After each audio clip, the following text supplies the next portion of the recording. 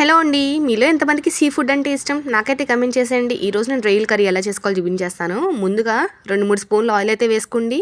ఆనియన్స్ని golden brown colour వచ్చేంత వరకు అయితే వేయించుకోండి. అలాగే ముందుగా వాష్ చేసి పెట్టుకున్న రొయ్యలు అనేది వేసి కొద్దిగా ఉప్పు అలానే 1 టేబుల్ స్పూన్ అల్లం పేస్ట్ వేసి బాగా ఉడికించుకోండి. రొయ్య అనేది బాగా ఆయిల్లో మగ్గితే టేస్ట్ అనేది బాగుంటుంది. ఇప్పుడు 1 స్పూన్ ధనియాల పౌడర్, అలాగే 1 స్పూన్ జీరా పౌడర్, 2 స్పూన్స్ కారం అనేది వేసి మరో 2 నిమిషాలు ఆయిల్లో బాగా వేయించుకోండి. అలా వేయించుకోవడం వల్ల రొయ్యలకి బాగా పట్టి టేస్ట్ అనేది ఇంకా బాగుంటుంది. అలా 2 నిమిషాలు వేయించుకున్న తర్వాత 2 గ్లాసులు నీళ్ళైతే వేసి 10 నుంచి 15 నిమిషాలు మీడియం ఫ్లేమ్లో ఉన్నది బాగా ఉడికించుకోండి. మీకు ఈ రొయ్యల కర్రీ దేంతో కాంబినేషన్గా తింటే ఇష్టమో నాకైతే కామెంట్ చేసేయండి. నాకు వచ్చేసరికి ప్రాన్స్ ఎగ్ ఫ్రైడ్ రైస్తో తినడం చాలా ఇష్టం. ఎలా చేసుకోవాలో కింద ఇచ్చేస్తున్నాను లింక్, కావాల్సిన వారు అయితే వెళ్ళి చూడండి. అలా 15 నిమిషాలు బాగా ఉడికిన తర్వాత గరం మసాలా అయితే వేసి కొద్దిగా కొత్తిమీర కరివేపాకు వేసి అయితే స్టవ్ ఆఫ్ చేసేసుకోవచ్చు.